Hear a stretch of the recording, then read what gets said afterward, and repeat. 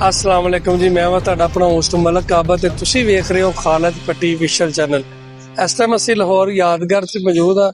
इस time people party की तरफों फैसल मीर उन्हां दे रहनुमा एक जलसा करने का इक़दार कर रहे हैं ते गौरमेंट की तरफों थोड़ी जी पाबंदी का प्रोग्राम चल रहा है। तुहाडे सामने मेरी बैक साइड ते देख सकते हो कि काफ़ी ज़्यादा पीपल पार्टी के रहनुमा आ चुके हैं, जिन्हां दा ऐलान है कि असीं भारी मकदार दे जलसा आवाम का करना ही करना है, बल्कि असीं आसद ज़रदारी की सालगिरह का केक भी कटना है।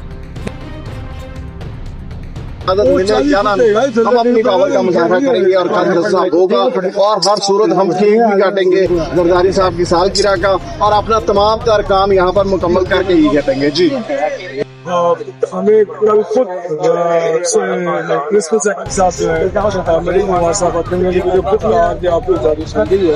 उसके बाद ही हम यहाँ पे पाकिस्तान आए और अब इस वक्त सूरत ये है कि हमें ये डिप्टी कमिश्नर साहब कह रहे हैं जी कि आपके पास परमिशन नहीं है।